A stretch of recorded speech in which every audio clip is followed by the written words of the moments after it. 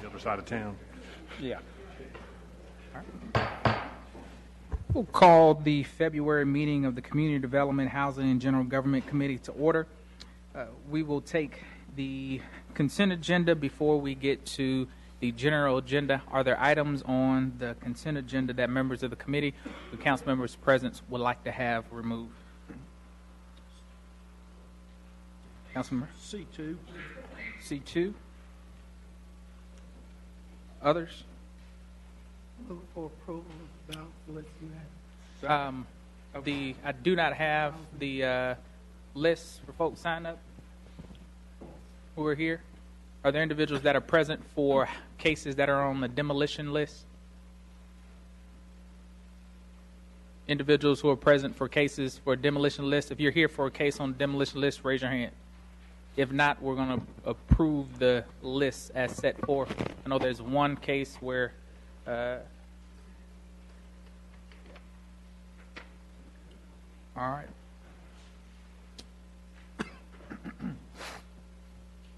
Go ahead. Go ahead. I had a customer just now who wants C8 removed. And they're doing a voluntary. Yes, sir. Okay. How about those others?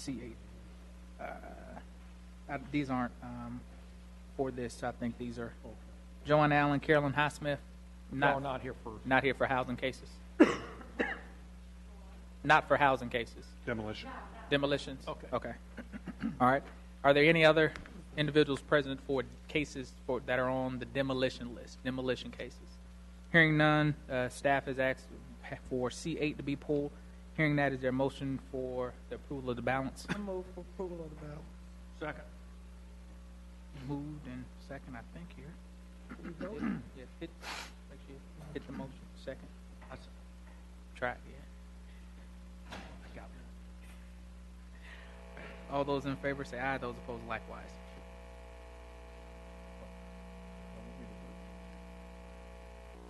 All right. That's unanimous. We will then go to item C2. Item C2.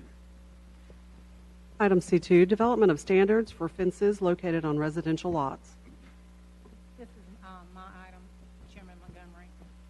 Councilmember Burke, Mayor Pro Tem Burke, forwarded to me concerns from constituents about fences that have been constructed around properties, almost like a fortress, and up to basically the curb line. And there were also some concerns about opaque fences and fences being too high. Upon receiving that concern, I proceeded to look in the code and the UDO for standards for fences in residential areas and really did not find anything. So I looked to see what other cities are doing and put together a spreadsheet that's in your package that kind of outlines what Raleigh, Durham, High Point, Burlington, Durham, and Greensboro are doing with respect to fences. So basically, I just need some guidance from you all in terms of the standards to incorporate into a draft ordinance. Councilmember Clark? Yeah. First off, I can think of a few homes that have put basically what I would call a chain link fence kind of around the front yard, and it's not particularly pleasing. But the reason I wanted it pulled is, to me, there are a lot of, I say exceptions to this. I've got some neighborhoods where they've kind of built and a big one on Country Club at Silas Creek, kind of a wall around the whole complex. We have those type. I have seen some where they've, particularly if a house doesn't face a busy road but maybe faces a side road, they've put a fairly substantial wall, be it brick or wood, to separate them from the busy road. For example, Peace Haven, there are a number of roads that go off Peace Haven, but if your house, the side of your house is on Peace Haven, oftentimes there's a fence. I just think we need to be very thorough on how we cover all that. That's all. And I'm open to suggestions. I just need some guidance from you all. Okay. Yeah, Thank you. Attorney Carmen, and you probably already know, I love the information you've given us on the spreadsheet. Again, you said you basically couldn't find anything for us, but could you at least do the matrix to show us Winston across the top and what they have and what we don't have, so we can, the council can see it as a whole. Okay, I'll be happy to. But in terms of residential offenses in residential areas, we don't really have anything. But we do for commercial. Right, and I mentioned in a memo some things that we have, but I'll enhance the spreadsheet to include that. Thanks. All right. Any other comments? All right, this is just for information. Yep. It's just for information, and if you can think of some suggestions, just talk to me offline. I guess one of the issues too, depending upon the standards that you all decide to come up with, then the question will be, what do you do with those existing properties that would be in violation? Do you amortize those? As, in other words, give them 2 years to remove their fence, or do you just grandfather them in and just leave it alone and just saying, going forward from this point forward, here are the standards? We'll let you know. All right, okay. Please get that feedback to the city attorney. All right. We have, now we'll move to the general agenda, and actually, if the C8, well, staff wants to hold that item. Okay. Or because they're doing a VD8, we don't need to vote on that. Okay. Yeah. Okay, thank you. All right. All right. And if the committee would bear with me, I would ask, it was not an item that was on our agenda, but it was an item on the Finance Committee agenda, allocating additional funds out of the Housing Finance Assistance Fund to cover demolition costs. I don't believe it was pulled yesterday, but if a staff member can just speak to the reason and the need for that. I think Ben may be prepared to do that. Thank you. Excuse me, Chairman Montgomery, members of the City Council. So a budget amendment was presented to the Finance Committee yesterday to appropriate $380,000 in Housing Finance Assistance Fund balance to provide funding for demolition cases that have been approved or anticipated to be approved for the remainder of this fiscal year. There's about $2.2 million of fund balance in the Housing Finance Assistance Fund. So these funds would be used for those purposes. In the general fund, we've got about $200,000 budgeted. When we were developing the budget for 17-18, it was anticipated that would be sufficient, and I think that with the scope of the backlog that we're trying to address, and also the asbestos testing that we're now having to do for some of these cases, that additional funding is necessary, and so it's recommended that funding come from the Housing Finance Assistance Fund. Going forward, staff will be looking to basically right-size the budget for demolitions in the 18-19 budget to make sure there are sufficient funds for the entire fiscal year based on the anticipated workload. Okay. I just wanted that to be lifted. In particular, I had concerns and questions in reference to why didn't we budget on the front end for the demolition cases that we had, and coming to understand that there had been a significant amount of backlogs that were within the department, and this is a part of that process of clearing that backlog so that we are caught up on all of those actions. Correct? Okay. Yes, sir. Mr. McIntosh? What do we think the necessary number is going forward on an annual basis? We're working on that estimate, Councilmember McIntosh. I think that it may not be in the range of what we're looking at in total for this year, which is almost $600,000 if you look at the amendment plus what was budgeted in the general fund. But we're working, budget staff is working with community development on trying to decide the correct amount. What kind of number was plugged in for our Finance Committee meeting last night?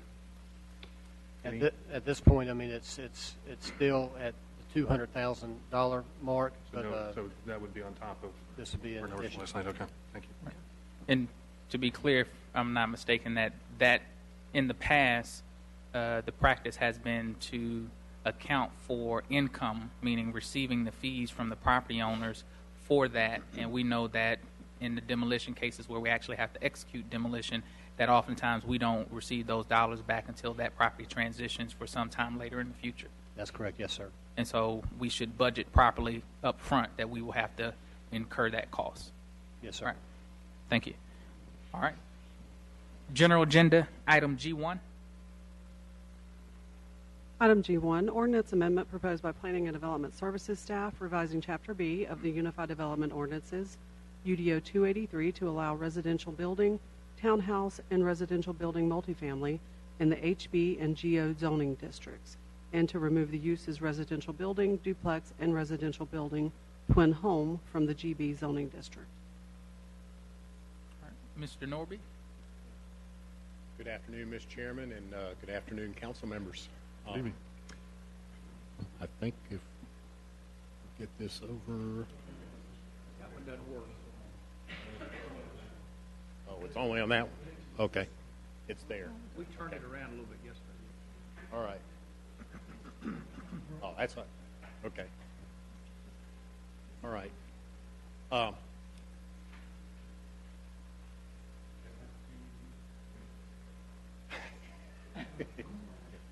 right. I can see it here. What we typically do on these text amendments is give you all a briefing in preparation for you having a full public hearing at the council meeting, typically the following month. But this is a text amendment that has taken a little while to do, and I'm going to give you some background on this. There's a lot more in your agenda packet, so we're not going to cover all of it in the presentation here. So let me start with Legacy 2030, which is our adopted policy document for Winston-Salem, for Forsyth County. So one of the things that we went through in that is the key to future Winston-Salem growth is increased density in the right places. Not everywhere, but in the right places. Our Winston-Salem density decreased actually from the year 2000 to 2010. Our overall density did. There is not enough land for higher density residential in strategic locations, and there is a need to promote mixed uses in strategic locations throughout the city. These strategic locations include the downtown area. Certainly have been doing a lot in that area within the different activity centers that Legacy designated around the city, and then also along growth corridors. Those are the major transportation corridors that radiate out from downtown and go through the community. There was, in conjunction with Piedmont Together, which was the regional planning effort done several years through a major HUD grant that was coordinated by PART and the Piedmont Triad Regional Council, there was a housing market study done for the whole Piedmont Triad right here, and they made a number of points that there are a number of demographic and market trends going on here and nationwide that point to a greater demand for multifamily housing. And that is continuing between now and the year 2040, according to their projections. And we've been seeing it in a lot of the development that has been happening in the last few years. We've been getting a lot more multifamily. Single family is starting to pick up some. This led us to a report that came out of one of the recommendations of Legacy, is to look at ways that we can increase mixed-use development along the major corridors and in the activity centers. What can we do to kind of help accomplish that? And so Kelly Bennett is going to, he put together that report for the planning board, and he's going to go through the rest of the presentation with you. But let me just point out before he does that, is that what we're proposing here is nothing radical or anything like that. This is something that basically all of our peer cities in North Carolina that are of our same size have already been allowing. And even Chapel Hill, who I'd not consider a peer city, but is certainly one of the most restrictive cities in the state, also allows what we're proposing in their commercial district. So I'll turn it over to Kelly to go through the presentation.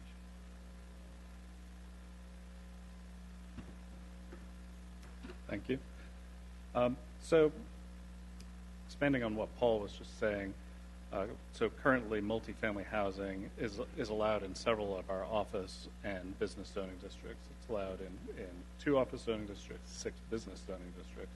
It's not allowed in GEO or HB. And the planning board agreed to put this on staff's work program this year for that reason.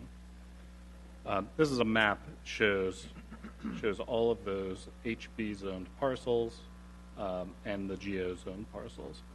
These are overwhelmingly along the city's growth corridors and in the activity centers you can see here.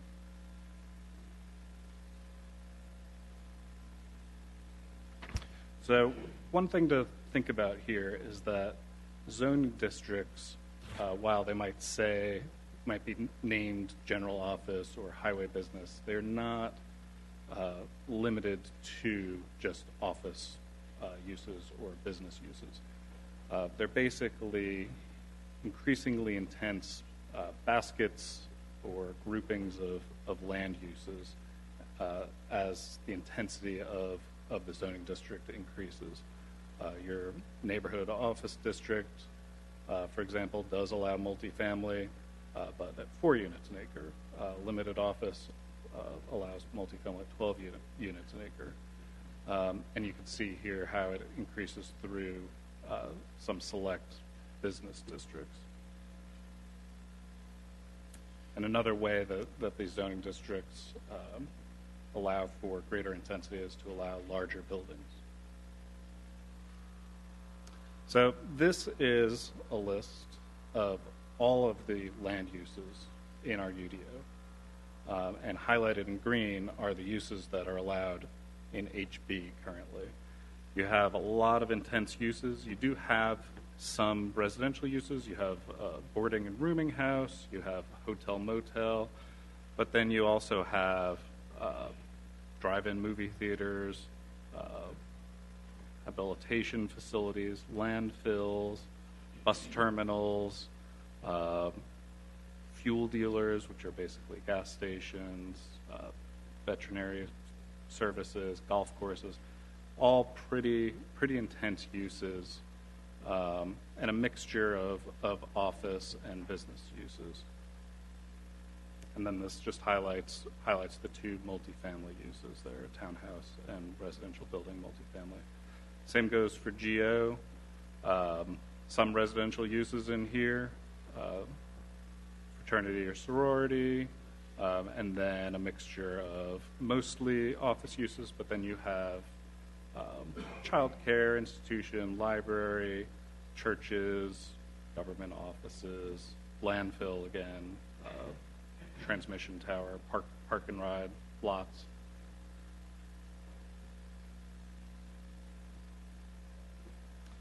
And what this ordinance change would recommend is that based on the uses allowed in these districts, in the GO district, it would add multifamily housing up to 18 units an acre, kind of in line with the NO-LO GO there. And then in the highway business to allow, by the building standards that are allowed in that district, unlimited density, which sounds pretty intimidating, but when you mix in all the parking requirements, the building height of 60 feet, what you're talking about there is typically the highest density you would get is about 40 units an acre about.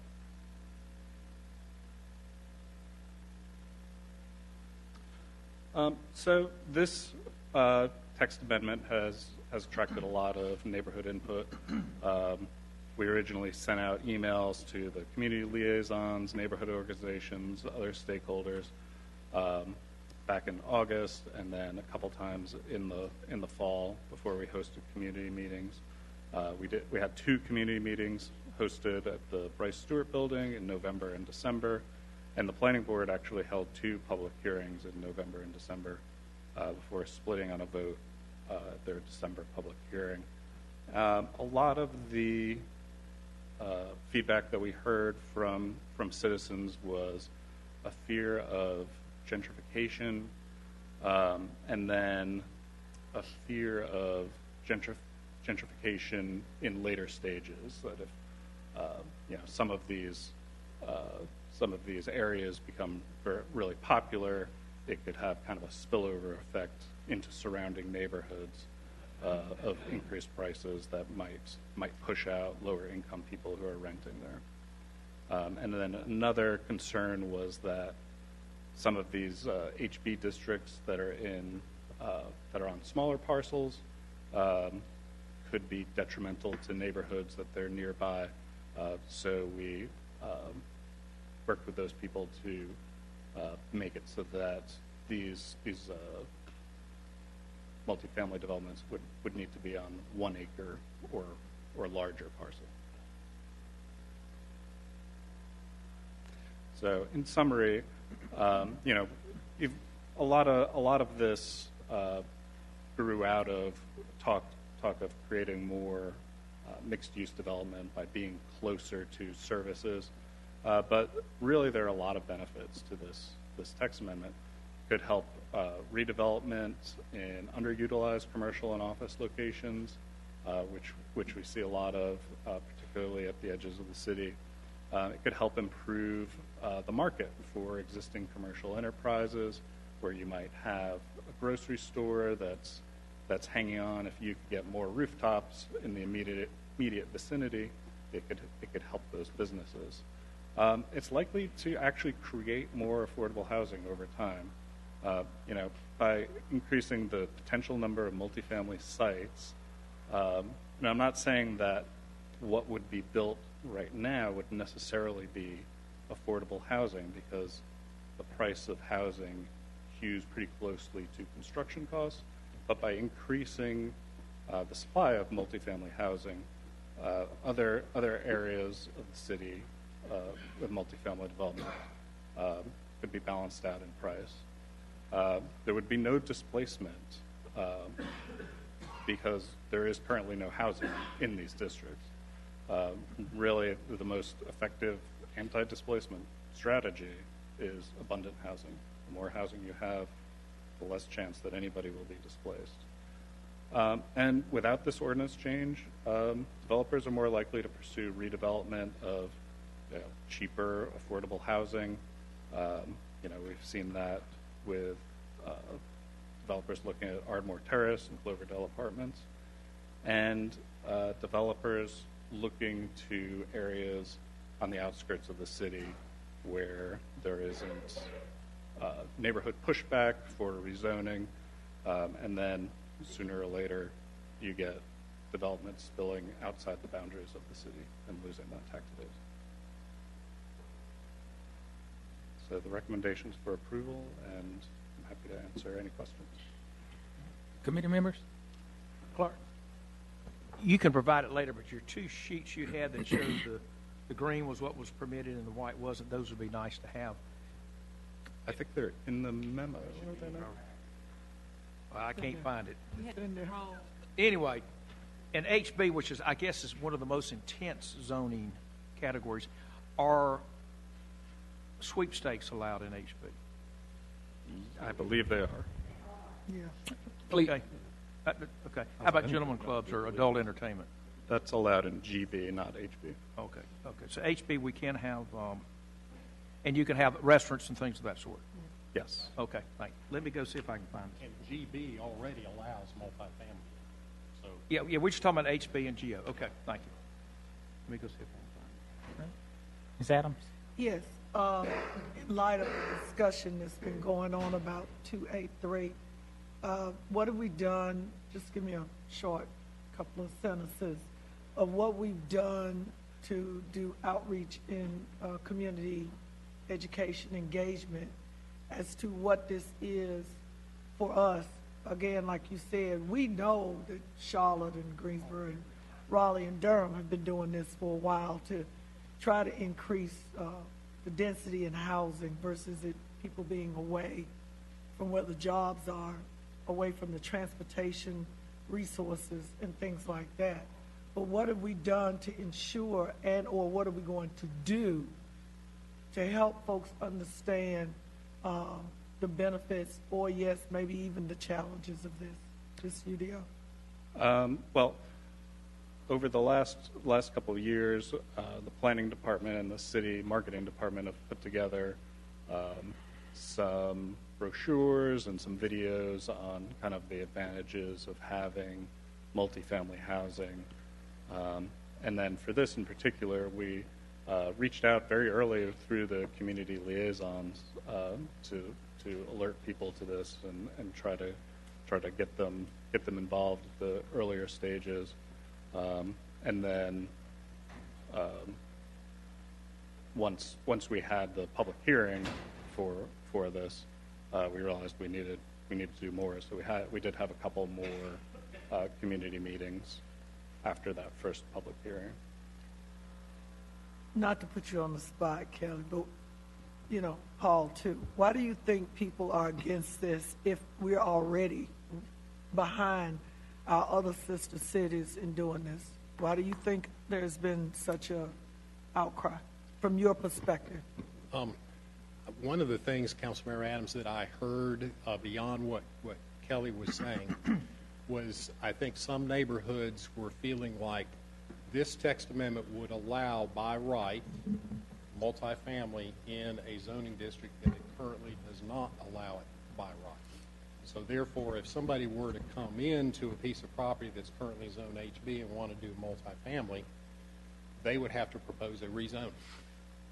And so that rezoning would come with a public hearing process, a site plan in all likelihood, and public debate about whether it's a good fit or not a good fit for the community.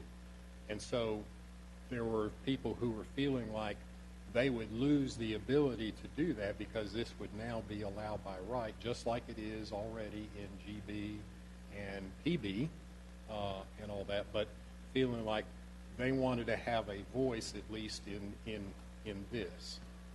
So I think that was probably one of the bigger concerns was the perception that they would be losing their voice on that, which in fact, if it was allowed by right, there wouldn't be a public hearing on it. It would be a planning board review, which would be a site plan posted on our website, would be on the public agenda. People could come and see, they could call and ask questions, but there wouldn't be a public hearing per se, and the planning board would be approving it if it met the standards in the ordinance. So I think that was the biggest thing beyond what Kelly was saying that I heard. One more thing, Chair. So the other cities that have done this, is there a process like this? Are we mimicking their process, or is our process different from theirs? Where did they stand so far as the zoning and the public hearing and the review? I'll be glad to get some more information. I think different cities are probably a little different, but I would imagine, I believe that most of our peer cities allow it by right. But I will double check and make sure that there aren't any extra processes that they have to go through. And please do the side by side as to what we do now for those other zoning codes. Thank you, Chair. Councilmember Bessie? Yeah, actually, I didn't have any immediate questions about this item, but just a question that came up earlier I think needs to be clarified. And so for our attorney, we took sweepstakes out of our ordinance altogether in our most recent changes related to that, didn't we?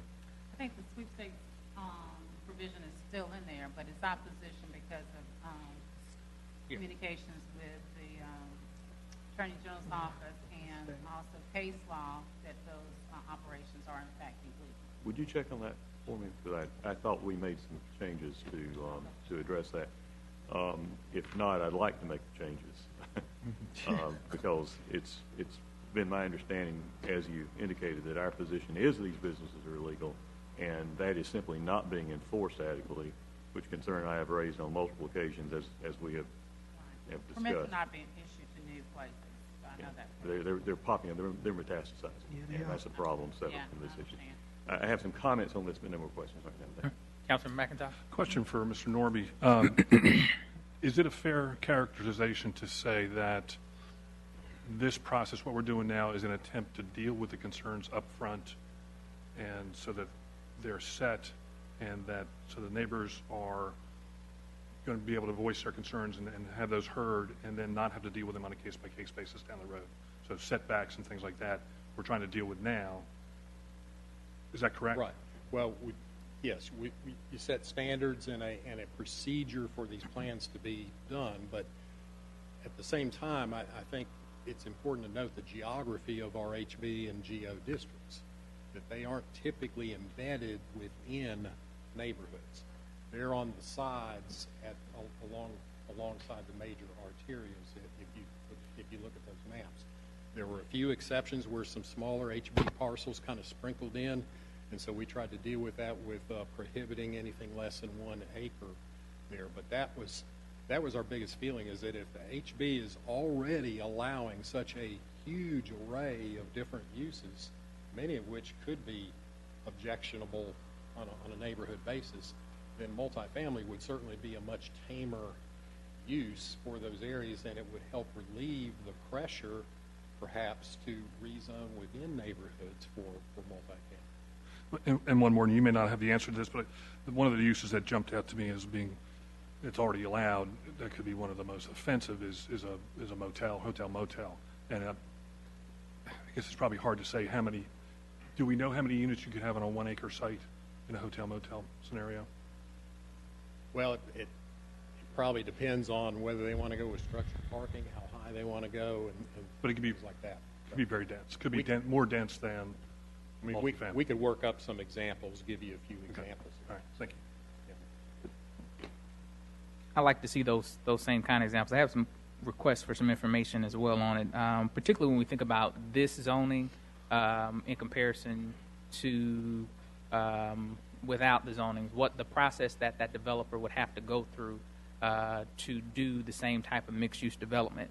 The question I'm asking is exactly what we solve for. So I know we want to increase density, but what do we solve for by making this particular UDO change, meaning if a developer can come in, request a specific rezoning, and get the same thing through an existing process, why make the UDO change?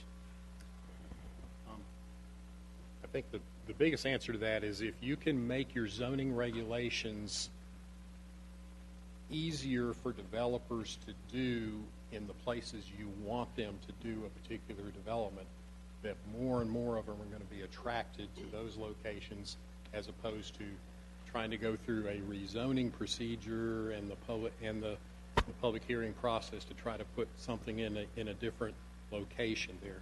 So I think that is the idea of this, is to try to make it easier for them to go in those locations that neighborhoods don't tend to be, and help resolve some of our future multifamily market needs in that fashion. What I would like to see is a comparison to other communities that have this in place in terms of compared to how many folks come to us asking for rezonings in HB for that type of mixed-use development in comparison to other communities that have it in place and how many people develop in that. I mean, to ask the question, does having the existing zoning in place, does it obstruct developers from using that?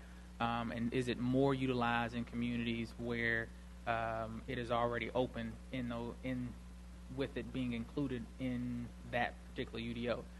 Because I think it's important for us, at least from my opinion, that we leverage an understanding of how the community does need to be engaged in the process. And so if there's a substantial swing on the other side, that would be concerning to me. But if it's a level playing field in terms of they're about the same amount of rezoning requests and the same amount of development, then it kind of balances itself out in that question. The others is in reference to a follow-up question. I'll get some other information on existing uses now, but it doesn't impact this particular one. But those are my specific questions I'd like on some information to come back. Mr. Bessie, I know you said you had some comments. Yeah, I just wanted to note that I think that the basic arguments for making it easier to do residential, townhome, multifamily in those two districts are sound. I think that's a type of infill that by and large is going to be better than either greenfields redevelopment or spot rezoning. I'm concerned about the fact that the planning board vote was a tie. It's suggesting that there's still some bugs that need to be worked out in the rules on where that's allowed. I'd like to see more work on that. I don't want it to be forced into an up or down vote on the form in which it was presented to the planning board. Sometimes there are specific concerns that can be addressed with something like this. Sometimes it's simply a proposed change that is seized upon to address a larger issue that's not really impacted, like the gentrification thing, that is a valid concern, but is not really what this would do. And I'm not I'm not comfortable with that I fully understand to what degree we're looking at which phenomenon here. To the extent that we can work out some bugs and make it easier to do infill in appropriate places, I want to do that. If we are more looking or also looking at a situation in which another legitimate issue is being sort of superimposed over the debate on a proposed change that doesn't really speak to that concern, I need a better understanding of that. One additional piece of information that I would like is on the map that you gave us, which in my opinion is a limited number of spaces in the community. When we think of the city as a whole, limited number of areas that this would actually be applicable. What would be interesting to see is the existing zoning around those areas. So being able to see the type of zonings that exist around those. So to help paint that picture in terms of where it exists in conjunction with existing residential. If I could just make sure I'm understanding, is you're looking in each of those, say those corridors where you have HB or GO zoning, you'd like to see the zoning immediately around. Right, that it abuts to, that it directly abuts to. We'll probably have to do that in a series of maps, because obviously we'll be talking about a lot of geography that would. Councilor McIntosh. And then I think if we're going to deal with affordability, we really don't have much other choice other than to encourage more building. I think it's pretty simply supply and demand. But I do also recognize that the community is not comfortable with this. I am, but I'm not sure that the explanation has been made well enough that people understand what the real impact is going to be 1, 2, 3, 5 years down the road. I would like to hear some more specific concerns from neighborhoods other than just we want a voice in the process, because I think it's tough to build policy around that as much as it is to come up with specific standards, setbacks, height, things like that. That gives developers a clear understanding of what they can and can't do. I think looking at the number of developers that come and ask for this kind of thing and they get told no doesn't really tell us much, because I think we just don't get asked. People know what the rules are, and developers don't even bring it up. We don't know how much business we lose because they just don't come in the door. So, I mean, I understand the concerns. I think this deals with it, but I want to make sure that people understand that and feel more comfortable going forward, because I don't think they do now. Yep. But to that point, Councilman McIntosh, I think it would if we compare those numbers to other cities. So if we compare what we see or we don't see developed in those areas in comparison to other communities, if we see that development moving forward with this style, meaning multifamily in those areas, and we don't see it here, then that will tell us whether or not what we have, at least give some picture on whether or not it creates a challenge for development community or not. If they're truly not coming in the door because they say we don't want to go through a process. Right, because we've got regional developers that are going to look at Winston versus Greensboro versus Raleigh and go where it's most advantageous to them. So, yeah, I see that point. Yeah. Councilman Clark. Yeah. Playing off what several people have said, I'm looking at the map, and the big purple places, and there's a huge one down there where Silas Creek and Peters Creek come together. You've got Parkway Plaza and everything else, and then up Peters Creek. And I would compare that to some of the, and I can't even give you the street address, but there's some very small little purple areas too. You mentioned that you would require a 1 acre development for the multifamily. Did you look at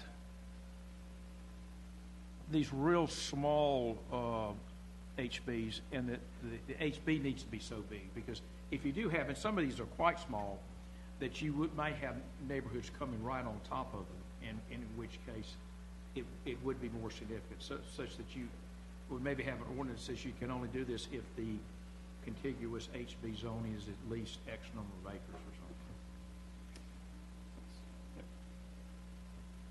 something. Because I think anything would be an improvement in some of these areas, but others that are so small, the apartment complex may take the whole HB area. Right, and that was the thinking behind the 1 acre. Yeah, I mean, yeah, but I'm going a little bit step further than that. Okay, let's say it's just a 2 acre HB area, then you are making a significant impact, especially if the neighborhoods come right up to it. Whereas if you're out on Peters Creek Parkway, about anywhere on Peters Creek Parkway, you can put some apartments in, you're a good ways from the neighborhoods. And I do look forward to hearing from what some people have to say, because obviously there's some concerns, and I do think the point is valid in that we should encourage people to put higher density where we want it. And knowing a developer, they're not going to go through all the hoops and steps you have to now when they can go somewhere else and do it without it. So I think the intent is honorable, but I think we need to be sure that we get everyone's input. That's just kind of off the top of my head, but I am interested in what some other people have to say on it. Thank you. All right, and if it's not an objection to the committee, we do not have this listed as a public hearing, and normally it's not a public hearing where we have these discussions and these conversations. But if there's no objection from the committee, I'd say that we set 10 minutes. And I know, and we have to end this committee at a reasonable time, and so I would ask that we set 10 minutes for conversation, ask individuals to limit their comments to 2 minutes, so that would allow for at least 5 individuals in the room, if they respect the time, to speak. And so I only had, they brought the sheet up to me, but is that fine with the committee? Fine with me. Okay. You got a timer back there? Have 2 folks signed up. Is there anyone else who would like to speak on this? Okay. So I have 4 or 5. Joanne Allen, Carolyn Highsmith, and then I saw 2 other hands. Okay. So, all right. In that order, if you'll come. So, Ms. Joanne Allen, if you come to the mic, state your name and address for the record, and please hold your comments to 2 minutes so that we can get through the others. Joe Allen, P.O. Box 284, 27102. First of all, let me start by saying that this isn't about this isn't about the city accommodating developers. I don't know where you all went wrong as far as saying, oh, we got to look out for the developers. We've been building buildings since forever here in Winston-Salem, okay? The problem is that let's be realistic here as to what's really going on. And before I say anything, Mr. McIntosh, first of all, I really think you need to recuse yourself. I mean, I don't mind what you say, because you are part of the real estate as well. There were 2 meetings held, one October 11th and one December 14th, I believe. And all the people that were against it that came up, I think it was a total of maybe 8 for the first time, and at least 6 the last meeting. And all of the individuals that came forward, they were all developers. Now, maybe you all don't remember, maybe you haven't been here long enough, for those who were not born and raised here in Winston-Salem. But the problem is that people have come from Tobaccoville, they've come from Mount Airy, they've come from all over to work here in Winston-Salem. So when you talk about comparing Winston-Salem to other cities, I have a problem with that, because Winston-Salem is not Charlotte, Winston-Salem is not Raleigh, Winston-Salem is not any of these other cities who are actually moving forward, okay? There is no, I keep hearing you talk about, I want to see the numbers. The numbers don't justify the fact that you're coming in and doing what you're trying to do. We're not going to allow that. We are very adamant about saving our cities. I don't know what you all have been told as far as, oh, this is so great for Winston-Salem. I got 21 seconds. This is so great for Winston-Salem. I'm here to tell you, you need to get out of whatever feelings you all are in, whatever holes you all in, whatever friends you all have over here to the side, because I'm here to tell you, Action for Now Incorporated, we're here to stay. Carolyn Highsmith. Any recommendations out of that? Hey there, I'm Carolyn Highsmith, 3335 Anderson Drive. I'm here on behalf of the New South Community Coalition. We've been involved in this entire process through the planning board meetings and planning department meetings. Our main objection is the fact that this is a massive rezoning of highway business and general office properties throughout Winston-Salem, but specifically in north, northeast, and in east, and in the south ward in the Peters Creek Parkway area. Without full participation of citizens in the planning process, meaning we want to keep the full zoning process of public hearings before the planning board and the city council. Why? We are not against mixed-use development. In fact, we are for really well-designed mixed-use development in the lights of Raleigh, North Carolina. This is what I call jump-starting mixed-use development in a way to help developers come in here and do mixed-use development as easy as possible. And we, the citizens, have to deal with that development without really well-planned mixed-use development design, and zoning processes will have to then deal with the outcomes of those developments. I wanted to address the highway business issue, which is a really valid issue. Not the highway business, the sweepstakes issues. You know, we went through that entire process for many years, and we left it when it became illegal to do zoning, to do sweepstakes development due to the state case.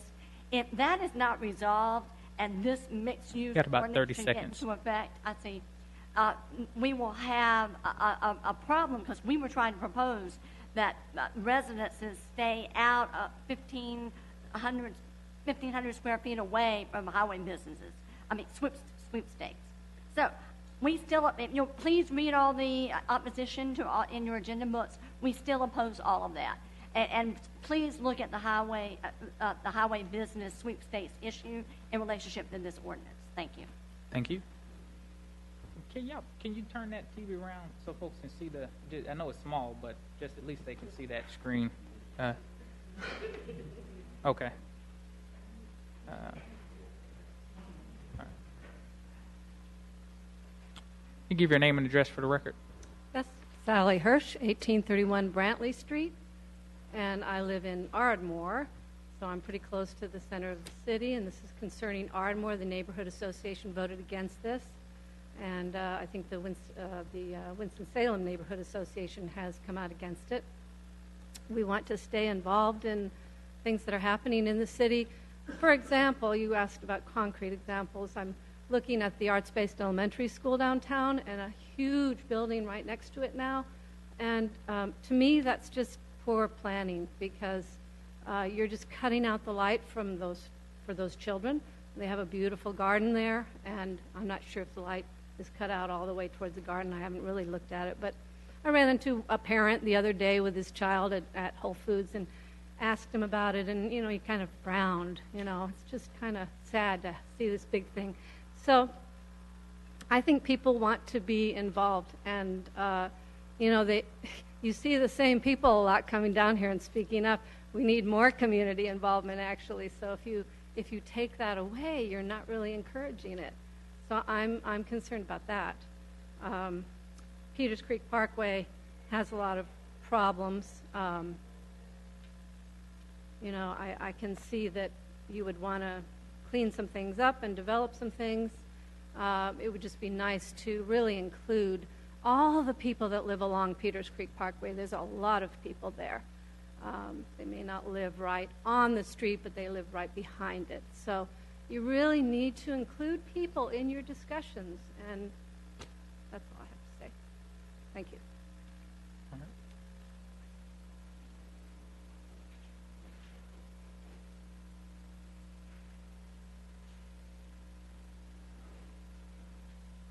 Name and address for the record. Can my time start after I address myself? I would like to reserve my full time. Sure. Okay. Yusef Suggs, the Executive Director, Action for Now. I think that it's kind of insidious for now to turn the TV around. I mean, it is a public forum, and people should have the opportunity to see it as well. I mean, to me, that was another attempt, just like during the last meeting that you were at, because what I don't understand is, like, in your Muni Code, which talks about the code of ordinance of the city, last time I read it, you're supposed to stand up for the people, not just an association. You have not yet disclosed who are these people or these parties of interest who you talk with. You talked about certain associations, other realtors.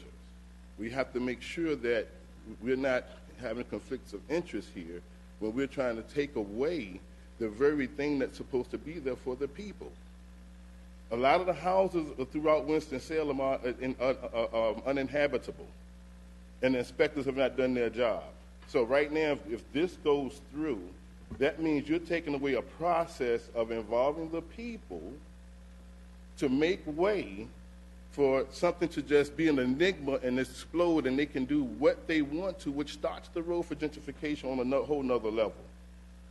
And when that goes away, now we're talking about the thin line between constitutional rights.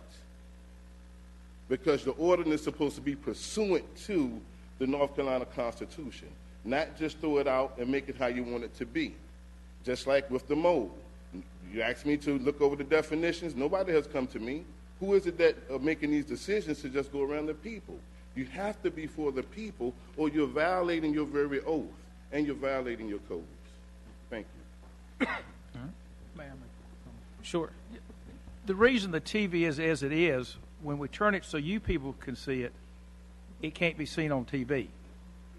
So either the people in here can watch, or the people out in TV land can watch. But right now, both can. And we've had an issue. This screen is having issues. Is what the challenge is. Thank you. Thank you. And just for clarity's sake, on reference to UDO changes, Mr. Norby, if you can explain that. So if we make it, and you can correct me if I'm wrong, any UDO change changes the standard for the entire city. So if we make a change to a UDO text amendment, it is implications for the entire city. So if the desire is that the council never makes another UDO change, that means that the standards will always remain the way that they always are, and they will never change. And that means that there's never an opportunity for it to engage with what's happening, what's going on. That doesn't take away any of the concerns that are being raised today, but I'm saying just the process. And so when we think about UDO changes as a whole, they have wide implications across the entire community. And that's part of, I think, the concern, that when you make UDO changes, they have wide implications across the community. But we have to ask ourselves the questions: when is it necessary to make those type of UDO changes? This item was something that began with conversations at the planning board. This is the council's first engagement directly with this process. This isn't something that we're going to vote on today. This is something we've asked for information from staff on in reference to this. So this is the council's first engagement through the committee level. And so you've heard the kind of conversations and questions that we've asked for. And I'll also ask again with the staff to continue to have conversations, figure out if there's an opportunity for other community engagements in between the time with you all getting the information that you have for us. Other comments from committee members or council members present? Timeline on the questions and information? Mr. Chairman, it may well take us more than a month to put together this other information, so I'd like to have the flexibility to kind of put it back maybe within a couple months. Okay, I asked that question not because I want this next month, but more so for the public who's present to know what and when this process will come back around. That is not something that we're trying to have before us for approval next month or this month for that sake. And again, as I've mentioned, in between times we can find some opportunities for more community conversations. That'd be well. Okay? Councilmember Clark? Paul, I'm curious why you combined the HB and the GO in one ordinance change. There's not much green on my map. There's a lot of purple. And quite frankly, I can't tell the difference between the purple and the blue. It's kind of hard to tell. Right. But, and if you look at the permitted uses, there are a lot more permitted uses in highway business than in GO. Right. Well, the reason we dealt with both was GO, general office. We already allow multifamily in other office districts. And so GO being a fairly intense office district, it was kind of the same principle. If we're already allowing multifamily in some of these smaller scale office districts, why shouldn't we be allowing it here? And as we looked at the map, those tended to be closer to job centers and all that. And then, of course, the HB, the reasons that we went through with you. So we thought both of those had that opportunity. There was no magic reason why they had to be in the same ordinance amendment, but that we just put them there because the same principle applies. Thank you. All right. And if I could, what you see here on the map are general use HB and GO districts that allow all their uses by right. There are also the L districts, HBL, that have limited number of uses, and then the HBS, which have a site plan attached. If without this change, you wouldn't be allowed to put multifamily in any of the HBSs or the HBLs or the GOLs, which are more numerous and would need to go through a rezoning process. So multifamily wouldn't be allowed in those districts, so somebody would be looking to rezone to maybe a GB, which is more intense. Okay. Thank you. Yeah, I guess you can turn that around for the next items. But I would ask if there's a staff person that may be able to print some copies of that map, because I think it may be helpful for folks in the room to actually see the impacted areas. Because again, it's not every street that you go down that's impacted by this, so it may be helpful. I know you can go online and get it, but I don't know if there's somebody that could print some copies off of that for folks. Item G2. Item G2, information on proposed amendments to the City of Winston-Salem's Minority and Women-Owned Business Enterprise Program Plan. Good afternoon, Chairman Montgomery and members of the committee. The item that you have before you today recommends several changes to the city's MWBE program plan. As many of you, I'm sure, are aware, our program was established in 1983, so we have been operating an MWBE program for the better part of 35 years now. And that plan has undergone several changes since its adoption for a variety of reasons. We are looking now to add some to enhance and strengthen the MWBE program. And in your items, there's attached a chart which outlines several of the significant changes that we're recommending be made at this particular time to our program plan. We did review the changes that we are going to present to you today with our Citizens Advisory Committee at their last meeting.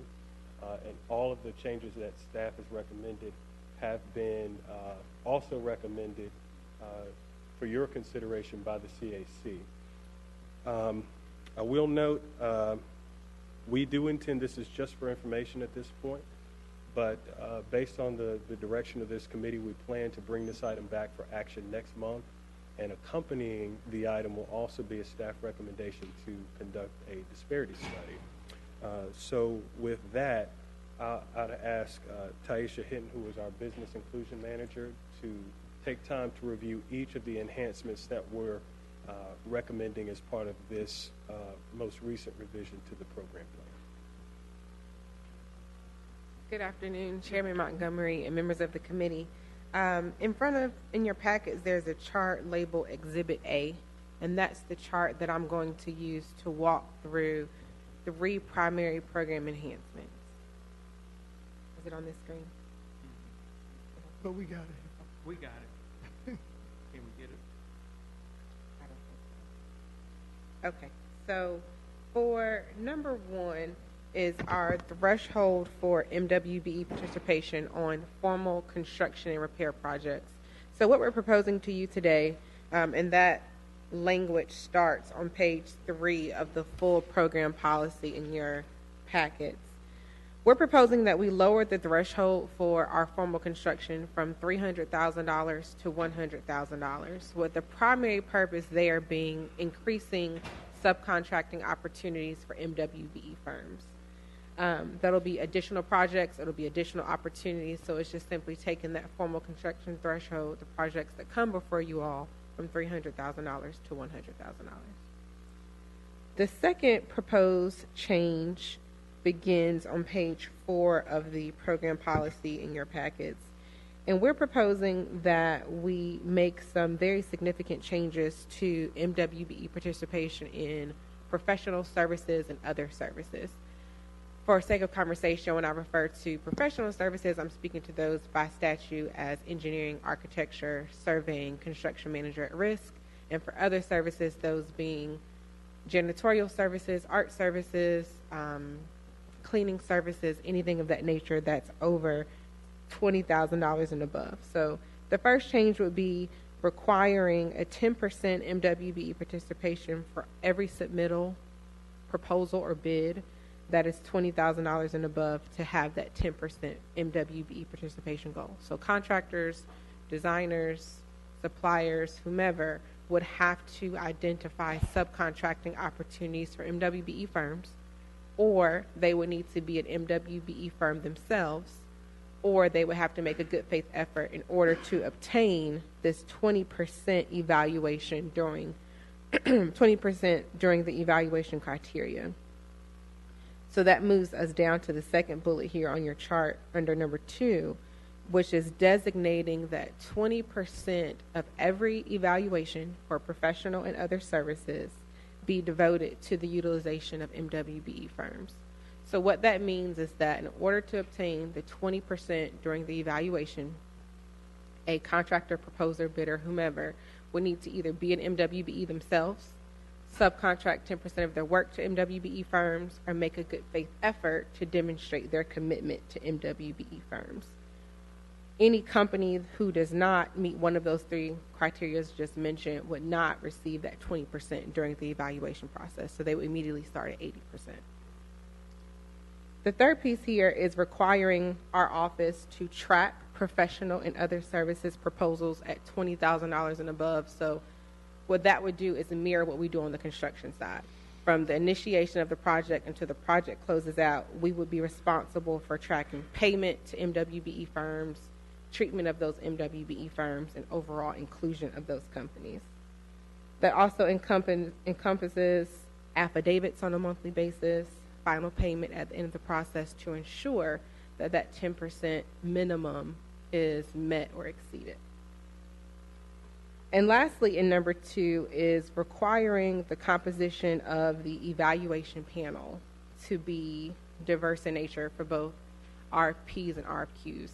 That diversity piece comes from having a member of the MWBE office on each evaluation panel, having someone from an outside department, so someone outside of the originating department to sit on the panel, and then the remaining panel members, which is the minimum is 5, so there's 3 more members that are at the discretion of the department. So that way we can bring in different points of view, different set of eyes to look at the evaluation overall. Also with that piece is an internal checklist that every department would submit to our office to ensure that it's inclusive of the right MWBE documents, that the evaluation encompasses the 20%, and it's checked off by the Office of Business Inclusion and Advancement before it's advertised. And then for number 3, post-award compliance for professional and other services, again, mirroring our construction side of things. What that would mean is that we're instituting what we're calling a qualification adjustment for subsequent bids. So for professional and other services, if that consultant or that bidder does not meet the MWBE requirements of a previous contract and they failed to demonstrate a good faith effort to do so, there's actually a chart in your packet that shows you the amount of points that can be deducted from that consultant or bidder for not meeting the 10% goal in that previous contract. And outside of the 3 items here, everything else in the program policy had either already been in place, we just articulated the actions that we actually do in the office. So I'll take any questions that you have on the 3 items here. Councilman Clark. On number 2, the second quirky dot, it says designated 20% of the evaluation criteria.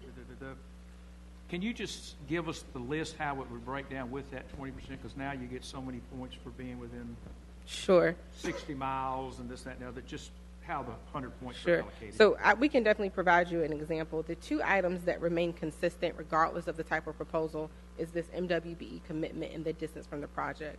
So that 40% is consistent across the board, and the remaining 60%, depending on if it's professional or other services, will vary from that department. So professional services, you can't include price, for example. Oh, okay. So price wouldn't be included, whereas on the other side it could be. And the last one in the same number 2, these evaluation panels, I mean, if we're going to hire an architectural firm to design a fire station, for example, Greg, would you put together a panel, or is it just, I mean, how formal is this? For something as large as a fire station, absolutely. We would have a selection panel to pick that consultant. Okay. And then, and I don't know if this would come under other services, We do a lot of consulting contracts, like right now, we're doing a housing study. And I think we're also doing I know in the employee benefits area from time to time, we have a company that looks at our health benefits and things of that sort. Are those the type of contracts we're talking about as well? Yes. Correct.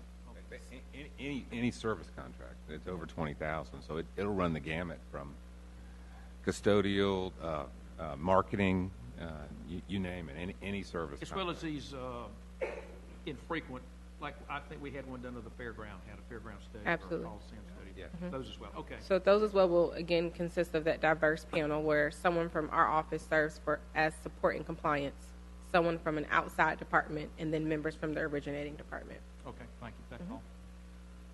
Other comments from the committee? Councilman Adams? Just want to say again, thank you and your staff, Evan, Tamisha, and all of you. I know, and make sure Emma Allen and that committee knows it too. Sure. I know you guys are putting in a lot of time with this, and I know we keep sending you back to get better. Sure. But that's what it's all about. Again, we can have these types of programs, but if we're not intentional as the governing body to make sure that it works for the people who we're trying to serve, right, and that's minorities and women.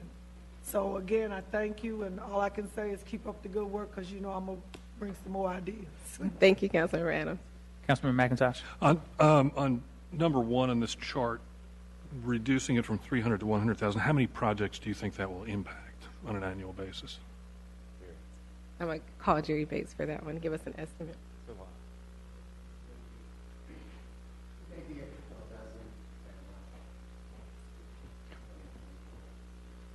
Okay. And then can I get a definition of demonstrate a good faith commitment? It seems Sure. relatively vague. Is it tied down to a specific? Yeah. Sure. So I'll give you the formal definition. In the actual program policy that's in your packets, it begins on page 9. So professional services and other services, that good faith effort includes, well, A, you have to demonstrate 55 points out of the 90 points to demonstrate such an effort.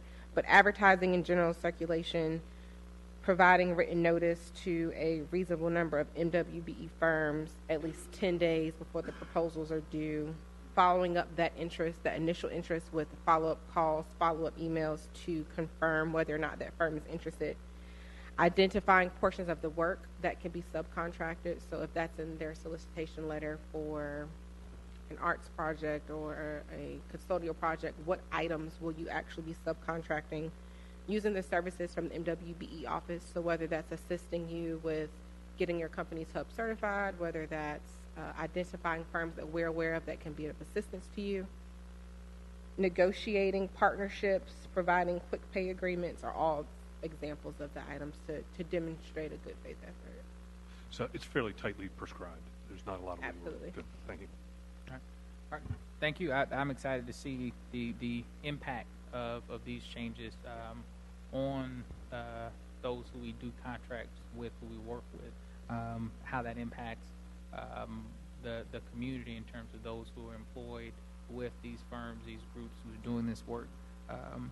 And I think even for the city as a whole, particularly in the sense of cultural changes in terms of how our practices are shifting to ensure that there's a diversity in terms of how our contracting practices work.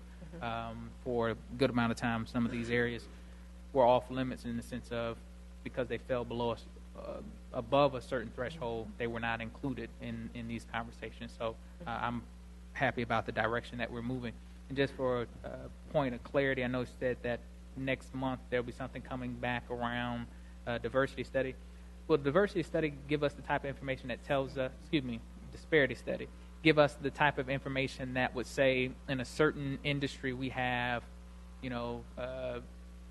X percentage of a group of people are fall in certain categories? With a good consultant, we'll be able to get you the information. That's what we want. We want a good consultant. Because some of the questions that come up in community when we have certain percentages set is, well, 10%. Well, what is 10% in comparison to if, the market, there are more people who are providing services in those areas. And so it's just good to understand that in more quantitative and qualitative ways moving forward? Sure. I've seen studies that do demonstrate the 10% that you have in construction versus professional services versus cleaning services. So a good consultant will break the information down for you. And I just will add that these changes have been shared with our database, and the feedback that's been received has been well. In addition to this, City County Purchasing has done a great job of adding our renewable contracts on the website. So now MWBE firms can go and see when our service contracts are expiring and when it'll be back out for bid. All right. Thank you very much. Appreciate it. Thank you. If there's no objection from the committee, I'd ask if we can move to item G4. Is item G3 from staff, is that time sensitive for us to deal with today? No. Okay. Can I just mention, if anyone would like a map, they're right here, and he'll hand them out to anybody. Just raise your hand real quick. And that's the map on UDO 283. All right. Item G4. Item G4. Item G4, legislative priorities package. All right. Is this Attorney Carmen? June. Are we skipping G3? Yeah. What you have before you is a draft legislative package that contains several bills and one resolution. And just briefly, I think this is the correct order. You'll see a bill. The first bill deals with giving the City Council greater flexibility when it comes to selling property to increase the surplus of affordable housing for low and moderate income persons. Basically, this bill would allow the council to sell property based upon any terms or conditions that it deems wise. So it gives council greater flexibility in selling residential property for that purpose. And then the next one is a tweak to the general statute to allow the city to administer workers' compensation claims for TransDev, which is the manager of the transit system for us. And by allowing the city to do that, that essentially, in the long run, keeps the city's costs down, because a lot of the costs that they incur impacts onto the city. So this is just I guess, a formality to take care of a problem that we discovered exists in the statute. And then the last one is based upon legislation that I saw that Durham currently has and to allow the city to basically create a small business enterprise program. And the city, based upon this legislation, if it is enacted, would basically define that term how it deems appropriate. But it would allow a small business within the Winston-Salem County area to basically be able to more competitively bid upon city contracts and be able to receive an award of a city contract. So it's almost, to some degree, a preference for small businesses in those areas. Okay. All right. And then you have also a resolution that I just kind of put together based upon recent concerns about the opioid crisis and how the victims of that crisis, through no fault of their own, lives have been changed. And because the General Assembly last year created a task force to look at convictions, opioid convictions only, to see whether or not those sentences are fair and if there are some assistance that should be provided to that population, either through sentence reductions, early release programs, re-entry into the community. And I thought this might be, given the council's concern over this crisis, might be a good way for council to express maybe support for that task force looking at this particular issue. So I included that resolution in the package. So that's in general what the package contains. I understand Councilmember Adams sent out an email requesting an addition to the package. I don't know if you want to discuss that or not. Oh, do you want me to discuss it? Just touch on it lightly. There is a resolution that was passed by, I guess, Davidson County, It's opposing a change from the election of judges to the selection of judges. Basically, the resolution would express opposition to the General Assembly changing the process for electing or selecting judges from the voters to basically the General Assembly appointing them. And so that resolution, I think, was sent to Chairman Montgomery and Councilmember Bessie, and I have a copy if someone wants to take a look at it. So I think the desire is to include that in the package. I had already prepared the package when I got it. From what I'm hearing from some of my counterparts is that we may not want to include that because that's considered possibly a personal opinion of mine. Thank you. Yeah, yeah. I was just putting it out and just wanted got it. Somebody could certainly use that to write a letter since it would have a lot of the language. Okay. Councilman Bessie? And I did have an issue that came up subsequent to the, really this being agended for today. I was tracking the studies that the legislative oversight committees have been receiving about economic items this year. And it's just a few days ago, let's see, it's the Joint Oversight Committee on Unemployment Unemployment Insurance. The legislature received a report indicating that North Carolina's benefits in terms of duration and amount were literally the last in the nation, 51st behind every other state and the District of Columbia. I know that originated in 2013 legislation that was justified on the basis of a backlog of debt crisis, and basically the legislature at the time chose to balance that by slashing benefits and essentially stocking up there. Well, pro or con whether that was a good idea, it's already worked, and now they've got like a $3 billion surplus in the fund, but they seem reluctant to revisit the benefits level to a more sort of middle of the road level. And I was comparing that with looking back at, say, the last 6 months in Winston-Salem, and we've had about, by a quick count, at least 500 job layoffs announced. And those are the types of jobs where you would want folks to be eligible for a more moderate, not an especially stingy unemployment benefits package to help their families get through the transition period while they're looking for new jobs.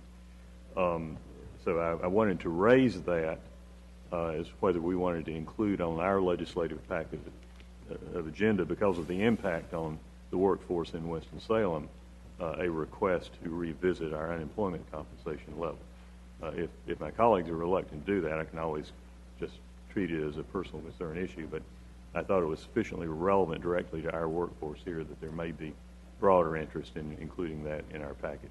I don't have a particular resolution, just putting it on our radar to pursue, and I sort of raise that question for discussion. Councilman Clark?